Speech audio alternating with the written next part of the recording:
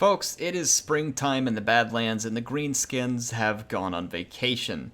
I don't know where, maybe somewhere nicer for a fungus in the springtime, but you would think the Badlands wouldn't be the best place for, aren't Greenskins fungus-based? There's not a lot of water out here. In any case, here we are. The Tomb Kings have since moved in, and they are led by Arkhan. And Arkhan is going to do battle against King Louen and his crusading forces of Bretonnia.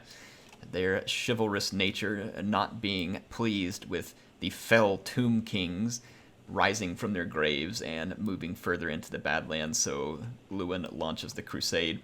Let's have some fun with a battle. This one is going to be, as you can see here, between Arkhan and Louen. I am in control of the Tomb Kings. I'm going to be rocking 2 Tomb Guards and 2 Skeleton Warriors up front. There are 4 units of Skeletal Spearmen in total, 2 Nehekara Horsemen supporting the flanks, and then there is an Ushabti with Great Bow, a Casket of Souls, Arkhan with Spirit Leech and Fate of Buna, and then a Necrotech with the Restore healing ability for the Necrosphinx that he is supporting, giving me some very nice anti-large armor-piercing capabilities. So the Sphinx gives me anti-large, potentially anti-single model, and that along with Arkhan's Spirit Leech, and then an Ushabti with Great Bow is also a great unit for taking out single entity models, but honestly just damaging any high-value target. So that's why I brought them. I brought the Casket of Souls because it's great against archers, and even sometimes against expensive cavalry from Bretonnia. The Nehekara Horsemen can be supported by spearmen on the flanks, so although they would lose head-to-head, I'm hoping they will be able to tank this one out. Now, Bretonnia brings an interesting line here. They're going to have the Beast Slayers of Bastogne, supported by a Paladin, and then there are several units of Battle Pilgrims, and they are also supported by another Paladin who is sitting right here. So actually decent bit of ability to fight with Skeleton Warriors, and then there are 7 Peasant Archers, I believe 4 of which are rocking fire arrows, so we should expect some serious firepower, and then, Louen leading the way in the air. And then as for his chivalrous knights, he has brought 2 units of Knights of the Realm, as well as on the other flank a unit of Knights of the Lion-Hearted. So if I were to use a Fate of Buna as the battle opened, I recognize that it would either be on this unit or the Beast Slayers. Otherwise, Arkhan is going to be focused on his ability to basically just be a good all-around lord. He can damage lots of different kinds of units. He's not great in a fight against single entities, but because of Spirit Leech, he still has some value in that game. Spirit Leech is also good against Monstrous Infantry because it will kill some unit models, and it can be okay against cavalry even for the same reason. Now, as the battle starts, I will be targeting archers with the Casket of Souls. The Casket of Souls is just a supremely good ranged unit against stuff like archers or bigger groups of cavalry mounted on horse. It just does really solid damage, and you can see that right now. It's already really torn up an archer unit and sent it packing. I'm going to switch to the next one.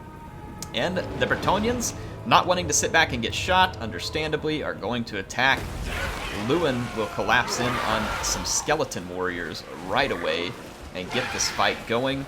And you can see that I've targeted him with the Ushabti with Great Bow. My goal here is to slowly pull him down over time and make him easier to kill. The Bretonnians have a lot of key targets they need to shut down, and I don't intend to make it easy for them, but we will see whether or not I can do it. Now, Battle Pilgrims will do quite well against skeletons, but they probably can't outfight a Tomb Guard, though they are doing respectably better than I would have thought here, because the Tomb Guard only have 50 armor, which is not a lot. I did let the archers get too close, and they are now dishing some damage to my Casket, who has routed yet another archer unit. But the archers are going to be in trouble. They can't stay here forever, as I may begin to pressure them with other units, and I'm also going to pull the Casket back out of their range. I'm using Arkhan to protect some of my troops here who are fighting against Louen. Louen goes back in the air and decides that he wants a piece of Arkhan, and that's actually fine. I've got the Necrosphinx nearby, and I'm happy to oblige Louen. And he will not want any more of that fight. That much is for sure. Here comes the 2 Knights of the Realm pushing forward, and then on this flank, the Knights of the Lion-Hearted. I've already started targeting them with my Nehekara Horsemen and supporting with Spearmen. You can see it is looking to avoid that fight, as it should. It really wants to go for the Casket, no doubt, as does Louen, but getting that Casket will not be easy. You can see that we've got King Lewin pushed up in the air. He is using his Sword of Coron right now to debuff everything, and you can see the archers now focusing on my Necrosphinx. And they've also done some very good damage to the Necrotect. I guess being in his chariot made him an easier target, and without any more armor than he has taken some pretty heavy damage, much more so than I would have expected early on. You can see the Knights of the Realm charging in, trying to destroy some of my infantry over here. They're just struggling to get through the Tomb Guard, so the Tomb Guard is paying dividends. Over here, they routed the Battle Pilgrims handily and pushed on through. And then back here, you can see the Knights of the Lionhearted being warded off by my Sphinx and pursued by skeletal horsemen, or Nehekhara horsemen. And despite the work of the archers are in pretty big danger at the moment. The Casket of Souls has pushed back, and it's actually firing at a unit that just routed. It's going to have to select a new target. A Fate of Buna from Arkhan is going to help put an end to the Knights of the Lionhearted in a big hurry. They were trying to get to my casket, and I'm also feeling the pressure on the Ushabti with Great Bow. Though the Realm of Souls is full at this point, and I am able to start summoning an Ushabti at my whim and pleasure. The Lewin comes back from routing, kind of trying to sit outside the fight, but then the Ushabti with the Great Bow get repositioned. The Knights of the Lionhearted are finished by Arkhan and the Nehekhara Horsemen. I've gotten great value out of them.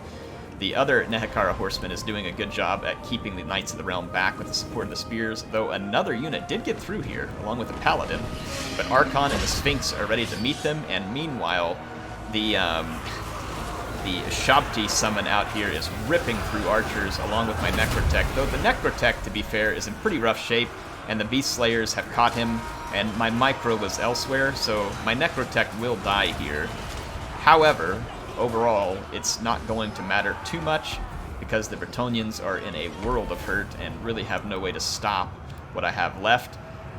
Lewin is basically out of the battle. They've lost the infantry fight, and with the exception of the Beast Slayers at Baston, they really don't have anything of significant value left here. The Paladins can't possibly hope to defeat all this leadership, despite being decent units, all in all. You can see the regrouped Knights of the Realm here coming after the Casket, desperately trying to kill it. It's gotten 175 kills and counting, but the Knights rout because of army losses, as do the rest of the forces of Bretonnia, and it is another successful outing for me with the Tomb Kings. I haven't played the Tomb Kings in a long time, and I find them to be a pretty solid faction these days. They definitely have weaknesses, but for me, I enjoy playing them. I feel like they have enough options. If you don't really know what Lord pick you should pick, Arkhan just kind of seems like a great default. He is good in a lot of scenarios. He probably wouldn't be as good at like spirit leeching a Lord, say like a Lariel, who can heal a whole bunch. But, there's other options that you could run in with the Tomb Kings as well. So like Khalida, if you really want to have an insane ranged force. You could bring Cetra if you want a really good anti-infantry component. You have a lot of options with the Tomb Kings. Feel like that it's a lot of fun to play those. Katep if you want to just have extra caskets, which I guess is always kind of fun too. But appreciate Of Ice and Fire here. He was a very polite player. Had a fun time playing with him. His army, to me, makes sense in some ways. The Tomb Kings can ruin you from range, so I think he was hoping to close the distance with the Peasant Bows, use his cavalry and the Peasant Bows to get after some key units, and hopefully, I'm sure he came to this battle expecting a Casket of Souls. I don't play the Tomb Kings anymore and not expect a Casket of Souls. Because they're so good after the patch. I think you would be foolish to go into a battle not expecting some resistance from a Casket of Souls. So I think that was a good call on his part. Whether or not this was the right build for taking out the Casket of Souls, you all can question. I don't know exactly what his thinking was. He did get into firing range. I just don't think archers are the best at killing a casket. One thing you could do as Bretonnia is bring less targets that are going to be viable for the casket, so like a bunch of cheap men-at-arms units, and then spend all your extra money. Like Lewin's not a bad pick, or Alberic, because they'll do a lot of damage, and then bring stuff like Pegasus Knights and Lewin and all this other stuff that flies and can easily overcome the Tomb King's defenses. If you go Zerg those units early, men-at-arms will keep skeletons busy for a long time. You really just have to take out the key units and then turn your attention to the skeletons, because skeletons won't last. But there's a lot to take out. You got to take out a casket, you got to take out a Necrosphinx, you got to take out an Ushabti, you need to get Arkhan out of the fight. It's not a real easy decision to make. Though Arkhan, to be fair, would be pretty easy to take out of the fight if you could separate him from the Necrosphinx.